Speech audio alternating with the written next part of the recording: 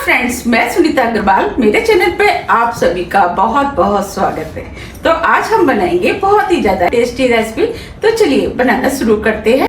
आज मैं आपको व्रत में खाए जाने वाले बहुत ही ज्यादा टेस्टी और क्रिस्पी पनीर के पकौड़े बनाना बताती हूँ, कैसे बनाए जाते हैं। तो चलिए बनाना शुरू करते हैं। पकौड़े बनाने के लिए ये हमने 400 ग्राम पनीर लिया है। अब हम सबसे पहले पनीर को काट लेते हैं। हम पनीर को इस तरीके से लंबे पीस में काट लेते हैं। पनीर को आप अपने हिसाब से थोड़े से बड़े, छोटे या स्क्वायर आप किसी भी साइज में काट सकते हैं। और इसे इस तरीके से हम बीच में से काट देते हैं। अब मैं आपको दिखा देती हूँ। देखिए, हमने पनीर को इस तरीके से लंबे पीस में काटा है। अब हम दूसरा वाला पनीर भी काट लेते हैं।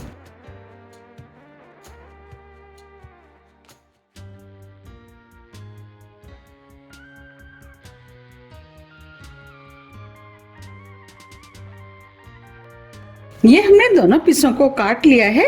हमने पनीर को प्लेट में रख लिया है। अब ये पकोड़े खाते समय फीके फीके ना लगे, तो उसके लिए हम इसके ऊपर थोड़ा सा सेंधा नमक डाल देते हैं। व्रत के लिए बना रहे हैं, इसलिए सेंधा नमक का इस्तेमाल कर रहे हैं। थोड़ी सी काली मिर्च,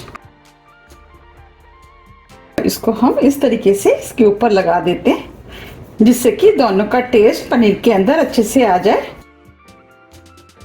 अब पनीर को हम पलट देते हैं। अब इधर से भी हम थोड़ा सा नमक लगा देते हैं, थोड़ी सी काली मिर्च। अब पनीर को साइड से रख देते हैं। चलिए पकौड़ों का बैटर बना लेते हैं। बैटर बनाने के लिए ये हमने 1 कप कुट्टू का आटा लिया है।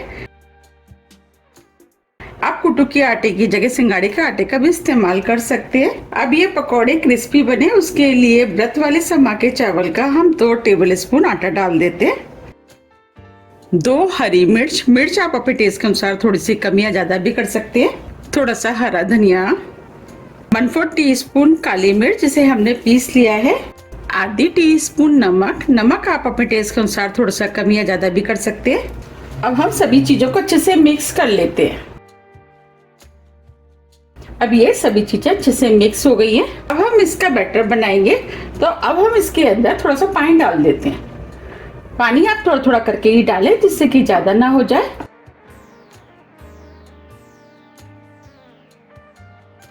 अभी इसके अंदर पानी कम है। अब हम इसके अंदर पानी थोड़ा सा और डाल देते हैं।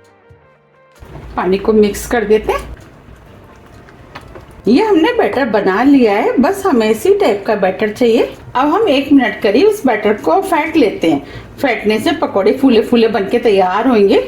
1 मिनट करीब हो गया है। अब ये बैटर भी हल्का हो गया, फूल गया है। अब इस बैटर को हम साइड से रख देते हैं। पकौड़ों में खाई जाने वाली चटनी बना लेते हैं। चटनी बनाने के लिए ये हमने 1 कप हरा धनिया लिया है, वो हम मिक्सी के जार में डाल देते हैं। आधा इंच अदरक का टुकड़ा, इसे भी डाल देते हैं। 2 हरी मिर्च आप अपने टेस्ट के अनुसार थोड़ी सी कम या ज्यादा भी कर सकते हैं। नमक टेस्ट के अनुसार। अब इसमें 2 टेबल स्पून दही डाल देते हैं। आधा नींबू का रस। अब चटनी को मिक्सी से महीन पीस लेते हैं। ये हमने चटनी को मिक्सी से महीन पीस लिया है। अब इस चटनी को इस बाउल में निकाल लेते हैं। अब ये टेस्टी सी चटनी बनके तैयार हो गई है। चलिए अब हम पकौड़े सेक लेते हैं। अब ये बैटर भी सेट हो गया है। अब हम इसे थोड़ा सा और फेंट लेते हैं। चलिए अब पकौड़े बनाना शुरू करते हैं। पकौड़े बनाने के लिए हमने कढ़ाई में ऑयल गरम करने के लिए रख दिया था। अब हम ऑयल को चेक कर लेते हैं। थोड़ा सा बैटर हम कढ़ाई में डालेंगे। देखिए, बैटर तुरंत ऊपर आ गया है, इसका मतलब ऑयल गरम हो गया है।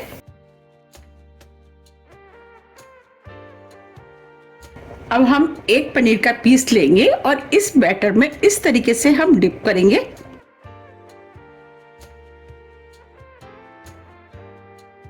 अब इसे कढ़ाई में डाल देते हैं। इस तरीके से हम एक पनीर के पीस को लेते जाएंगे और कढ़ाई में डालते जाएंगे।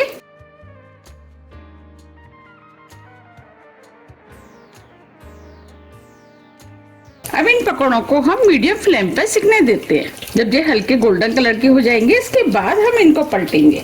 अब ये हल्के गोल्डन कलर के हो गए हैं, अब हम इनको पलट देते हैं।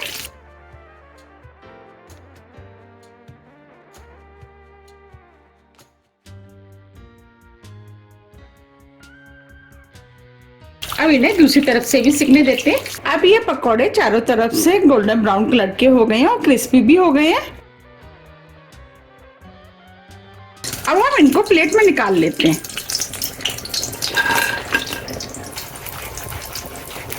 आप सुन पा रहे हैं, ये क्रिस्पी हो गए।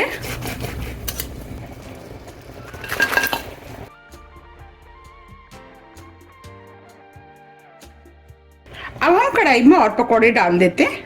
आप चाहे तो इनको स्पून से भी डाल सकते हैं। ये पकौड़े खाने में बहुत ही ज्यादा टेस्टी लगते हैं और झटपट बनके भी तैयार हो जाते हैं। और पनीर के पकौड़े तो वैसे भी सभी को बहुत ज्यादा पसंद भी आते हैं।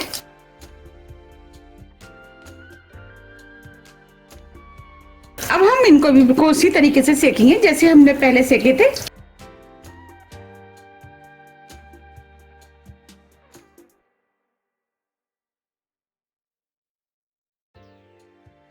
ये हमने व्रत के पनीर के फलारी पकौड़े बना के तैयार कर लिए हैं। आप देख पा रहे कितने बढ़िया पकौड़े बन के तैयार हुए हैं। अब मैं आपको पास से भी दिखा देती हूँ। देखिए कितने बढ़िया और क्रिस्पी बन के तैयार हुए हैं। अब मैं आपको दिखा भी देती हूँ।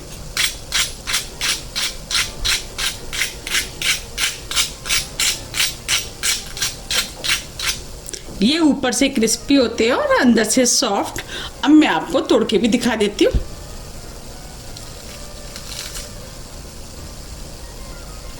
देखिए अंदर तक कितने बढ़िया सिके हुए हैं और देखिए कितने सॉफ्ट है।